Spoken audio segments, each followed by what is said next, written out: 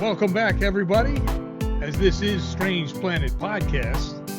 And for today, we are going to be talking about Donald Trump and his current, not only situation, but his first of 4 criminal cases, as more information is spewing in literally by the day at this point. But I guess, before I say any more, what do you think, guys? Well, he does have a bunch. Go ahead, Mark.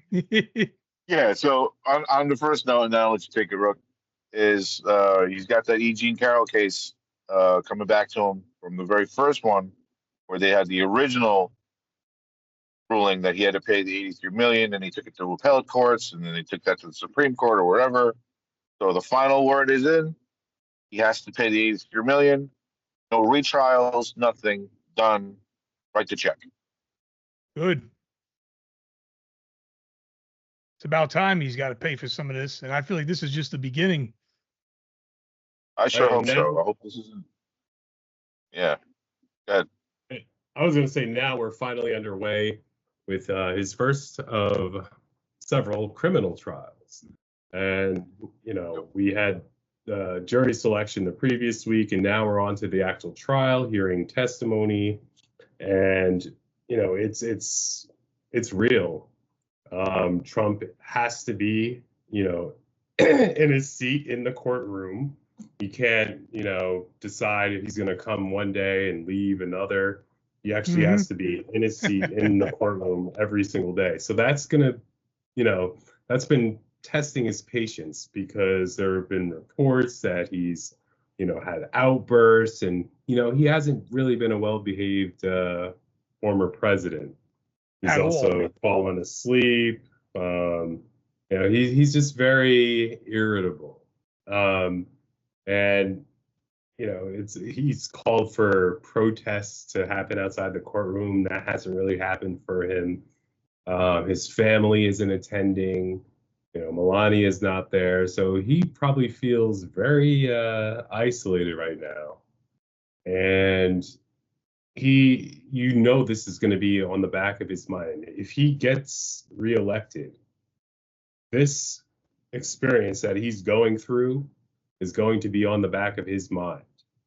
And he is going to exact revenge on, you know, everyone that he feels has wronged him. Now, obviously, from a different perspective, it's just people carrying out the rule of law.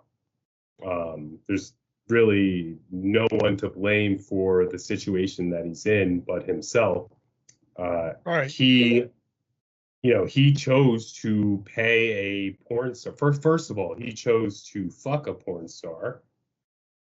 Then he chose to pay a porn star, not directly, but have his attorney, Michael Cohen, pay the porn star money, and then, you know, try to hide the fact that he paid her money.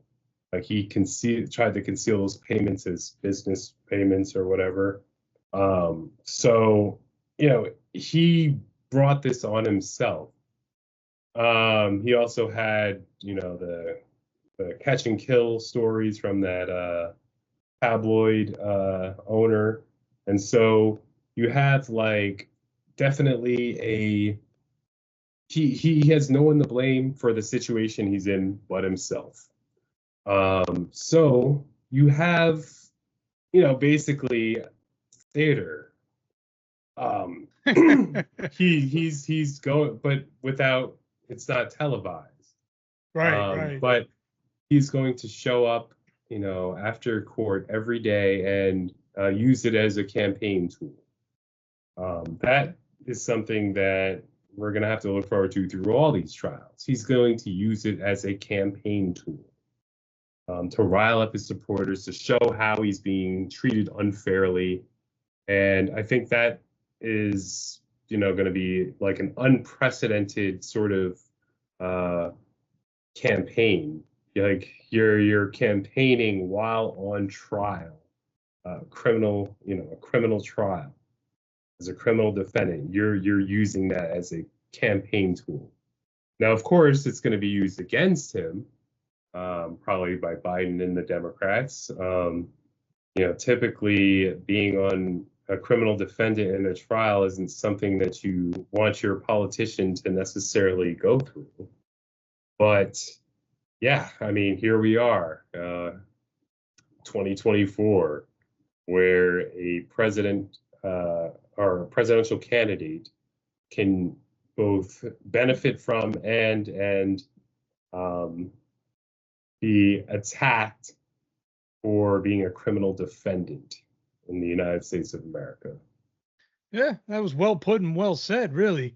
But my question to both of you guys, actually, and to everybody that's tuning in at this point, is his comments and threats and stuff he likes to put on social media, whether it's Twitter or X or whatever they want to call it, or what is it, that Truth Social, I guess, or whatever the fuck it's called. Wouldn't that be considered violation of the gag order? Well, yeah, I mean, and actually that is being taken up by the Supreme Court as we speak. They heard arguments about why, the gag order should be unconstitutional. Now, gag orders are, pretty common. Well, I wouldn't say, extremely common, but they're a pretty established thing in law where, you don't want a criminal defendant to, make threats or in any way sabotage the judicial process, the jury pool or the actual jury. You don't want the criminal defendant to influence, the process that the jurors, are going to be taking in testimony. They're going to be listening to witnesses that are on the stand and are sworn to tell the whole truth and nothing but the truth. So they are being presented with information, over the course of a trial in a way, and lawyers have the ability to challenge witness statements. They have the ability to ask questions and to really get at the heart of the matter, get at the truth. And what gag order prevents is from these out of court statements, and by out of court I mean not happening within that process of presenting information to a jury. What a gag order does is it prevents that external information from influencing the jury's decision, whether that's like through threats or through confusion or just information that otherwise wouldn't be allowed to be told in trial.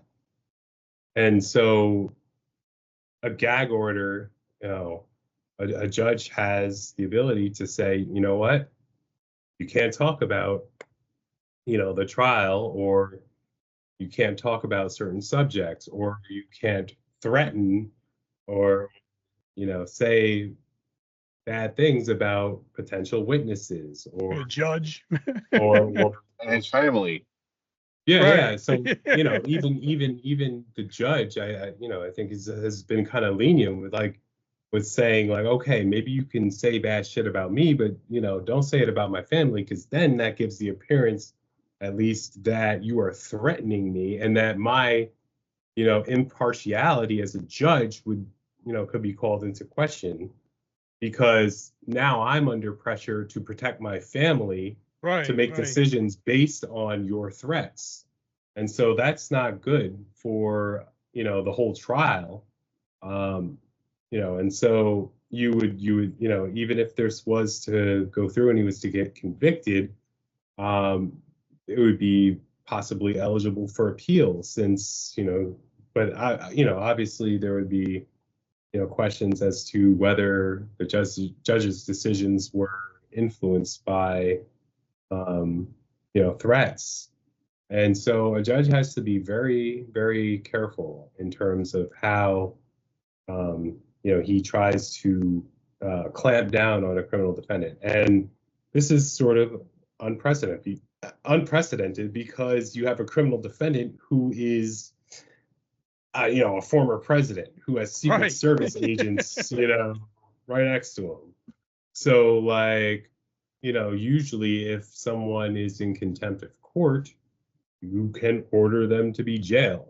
That would be very awkward to, tell your bailiff to, arrest a former president who has Secret Service agents standing right next to him protecting him. That's very awkward. We don't know how to do that. Will we see that? It's possible if he keeps violating the gag orders. But in any case, the Supreme Court is trying to decide now, whether or how much it should be involved in deciding whether, this gag order is constitutional or not. It's just, it's really testing the foundations of our democracy, because if you have a situation where judges can just be threatened by a president, then, or a former president, then a president is unable to be prosecuted while in office. We saw that, like the Justice Department memo that just says that they won't investigate, or not investigate, they won't prosecute a sitting president. That's never been tested, and seems like this is a first for a lot of things, really. Yeah. So we've never been in this situation before. Right. So a criminal defendant, that is like something that a president or a former president has never gone through. Right. And so we have a situation where he could just push as hard as he wants, because he knows that, for a judge to,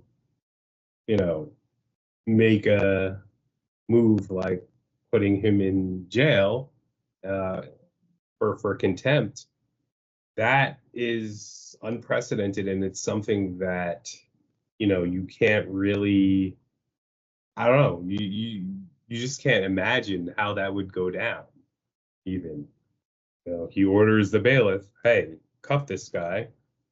Secret Service are like, I don't know about that. Like, is it like you're gonna put him in a cell? Like, where is he going? Like what has to be worked out beforehand in order for that to take place? Even we don't know. It's never been done, and it's never had to be contemplated before Donald Trump. But that's what happens when you let an asshole like this in the White House, who has no respect for the law. I mean, you put a criminal in the White House and you end up with problems that, test our ability to withstand assaults on our democracy. Yeah, real. I mean, the sad part about this is, this was anyone else, this would have been case closed and finished by now. But for some reason, because it's him and because of this situation, here we are now. You know what I mean? Oh, yeah, and if you look back into history, where Nixon would have been the closest thing to this, right? He resigned before it even got near courts. He knew what he was staring at. He was like, "Yeah, no, I resigned. Bye, peace." But he took his ticket out and he punched it. As bad as Nixon was, he did not put the country through a constitutional crisis. He did not put the country in the position to have to answer these very tough questions about what are the limits of presidential power. And, obviously he tested the limits of presidential power, but he didn't put the country in a situation where it had to choose to embarrass itself by putting a former president or a sitting president in prison for breaking the law. Yeah. Right. Multiple times too. Yeah. I mean, So there's that. There was his decorum the whole time he was president. He was laughable as a politician. There's so much he put into he was an being the first embarrassment to our president. country. He was an Yeah, embarrassment to our country. still Oh, is. entirely. He And the went worst part around. about all this, the worst part about all of this is with all his lying and deceiving and just misinformation. He's brought this country to a point where we're close, I'd say, to almost civil war. I mean, we're at a very aggressive state at this point between you know the Republican extremists and the opposite of the Democratic extremists. It's there's a lot of noise going around. There's I a would lot of say I would say yeah, this much though, eating off of the Civil War concept there. If God forbid something like that were to happen again, it would basically just show us how far we haven't come. Because yeah, that would just be sad. You know what I mean? Because now we're taking it to the point where we're actually going to fight each other again over political values and stuff like this, when most of these politicians could give a shit about any of us. You know what I mean? So it's like, it just yeah. seems so, we've been here before, and you'd think we'd be smart enough not to do it again. But I don't know. Sometimes with this country, Well, I don't get it. I would say that in a not a perfect world, but a similar world. Now, when I say similar world, had this been any other country with this situation, I think the populace at large would have gained in mass and been able to change it. But since our country is so diverse with different cultures and different people from different nations and people that have been here since generations, you have everyone pushing and pulling, it becomes such a complicated thing. You know what I'm saying? Because you're coming at it from so many different, not only points of view, but I would say different colored glasses. When someone says, you put on a rose colored set of glasses, you see it from a different perspective. So there's many different perspectives here. Being the melting pot, the void of the world, where we get everybody coming in here, and we're trying to do this the democratic way. We vote, our people in, they make the laws for the people, hopefully for their states and for the nation in a whole, and we hopefully move on civilly. But it's gotten to a point with, the political back and forth where it's no longer about politics. It's almost like we're Hmm. arguing about something we don't even remember what we started the argument about. Right. Or they just make it seem like anything is an arguable topic at this point. They Yeah, try to make as us long not as agree on anything. You as know what I long as mean? that's an adversary, there's a way to distract somebody from something else. Yeah. Yeah, I kind of see that too. It's But yeah, just but sad it's getting got back, to be this way. But yeah, it's just and now getting back to Trump with this whole court thing, it's not like he didn't know he was going to run for president again, and he knew these things were coming down the pipe. My problem is, why did everyone vote for him to be the Republican primary? Just because he was president? The dude's got like half a dozen criminal trials coming down the pipe. you would think, you know what I mean, within 4 years, the Republican Party might have been able to find anybody better than this. Right. No, but But Yeah, nope. here's the thing that his base doesn't want to. They Right. think they think that anything bad that happens to Trump is politically motivated and not Trump's fault. They think it's the Democrats and not Trump's fault. Because they listen to Now, him. just because the Democrats are the only party willing to confront Trump, aside from a few Republicans like Liz Cheney and Mitt Romney, Hmm. they're the only ones that will hold Trump accountable for wrongdoing, yeah, whether it's telling lies or it's fomenting insurrection. Right. The Sad as that there's is. just a wide variety of things that Trump has put this country through, and his supporters do not think it's his fault. They think it's all the Democrats.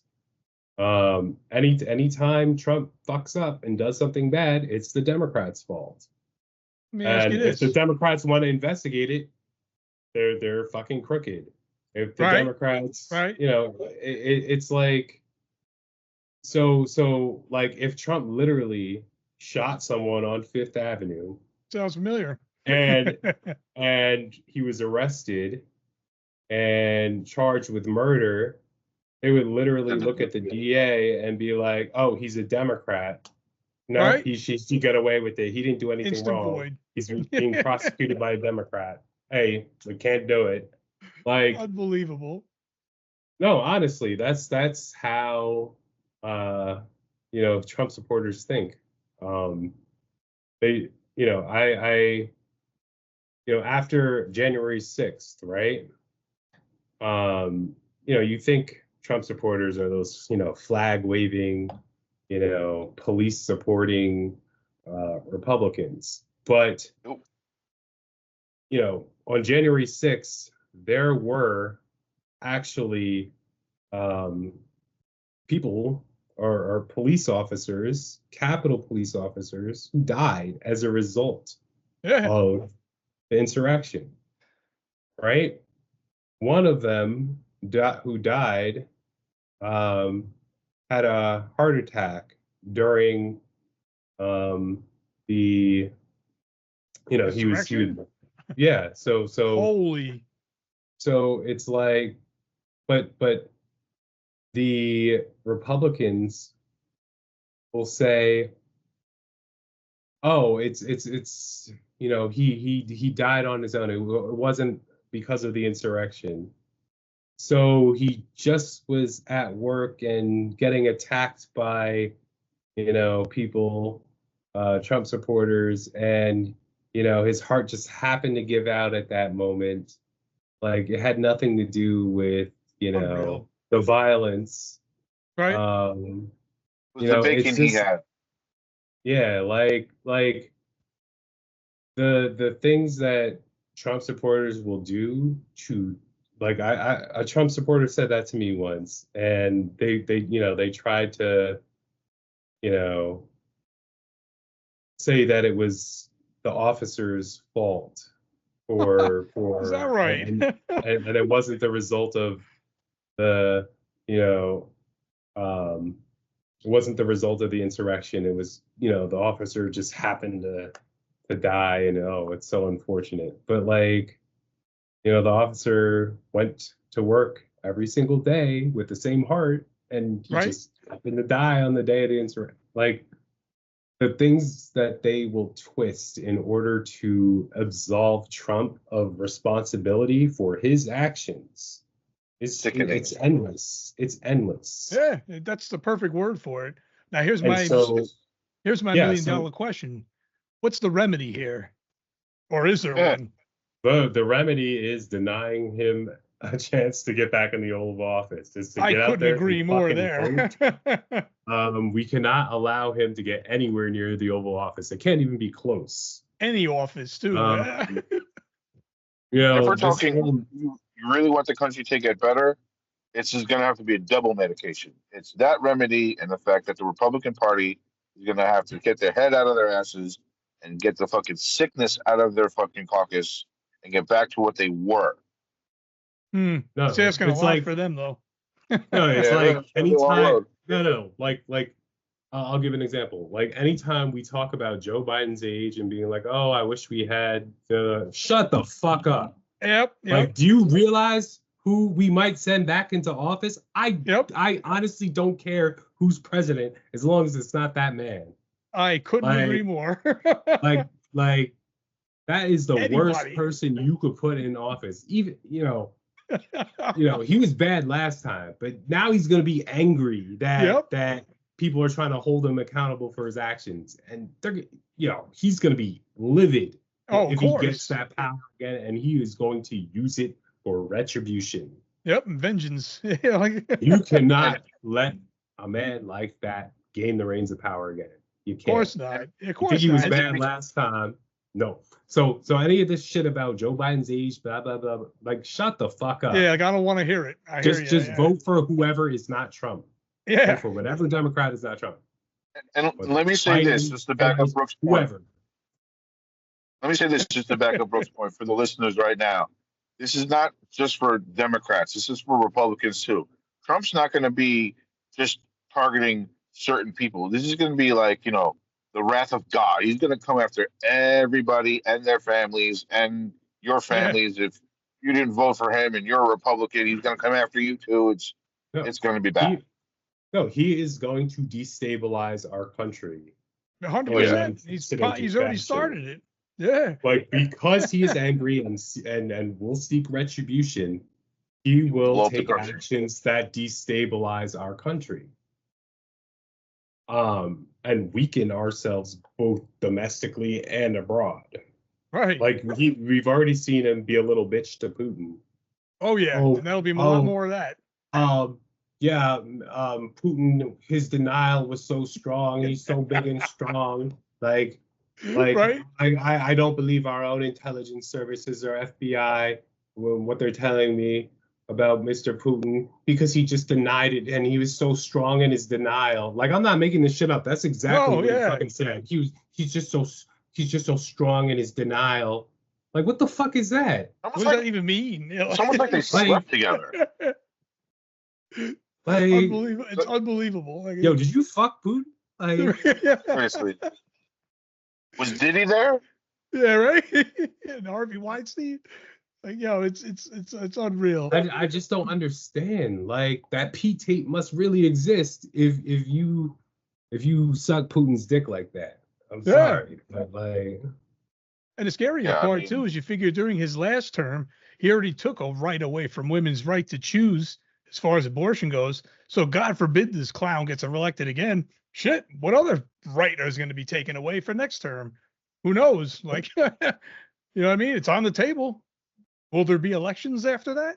Who knows? I'm just hoping right now this country's smart enough to not to taste the Kool-Aid before it's too late. You know what I mean? It's better we get rid of this clown once and for all coming up in this election, and then just move forward as a country. You know what I mean? Because if we taste the Kool-Aid and go into dictatorship, you can't just come out of that. Once you're in, that's kind of it. You're fucked. And this country's never seen that before.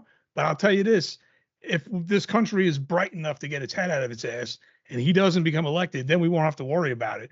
But now I'm in a situation where it's like, could that happen? I don't know. You know what I mean? Like, I don't know what's going on here. You keep listening to lies and shit that comes out of his mouth. You know what I mean? It's the results are not going to be good. And down goes everything. Like, you know what I mean? So this is kind of where this country's at right now. People think it's bad now. Yeah, that's what I'm saying. Like, and the thing I'm also interested is if Biden does get reelected, which we better pray to God he does, the next chapter of his presidency is when I'm also interested to see what happens, because he's been trying to get a lot of things done even in this term, and some of the stuff was done, and then some of the stuff, of course, he had to take out thanks to Republicans. But you know what I mean? Maybe, Lord willing, he gets elected again, and then maybe he can push some of that stuff for the next term. But I'll tell you this, Trump gets reelected, it's not going to be sunshine and rainbows. It could be the end of this country. That's honestly the way I feel. So, what do you think, guys? Tacos or maple syrup? What was that? What do you think, tacos or maple syrup? At this point, it may not matter. Either or might be a better option. But the goal is to try to prevent that from happening. Because basically, anybody sees Trump right now as a basic threat to democracy. And right now, it's being challenged. You know what I mean? And to this extent, like we said earlier, I don't think we've been here before to the point where it's this serious and altering. It's not. You know what I mean? It's not only Trump that's a threat to democracy. Trump will open the floodgates to the threat of democracy. There are those that are in, our system now that looking to tip the scales to their end to almost a infinite degree. We always talk about gerrymandering of counties and stuff like that. But that's a real thing. It gets to a point where, like, red states say red states forever because they gerrymander the shit out of it, and no one can get us saying otherwise. Mm-hmm. Very true. Well, I guess on that note, that basically concludes this episode for now. Thank you all for watching. Be sure to like, share, and subscribe, and we will see you next week. Peace. Peace.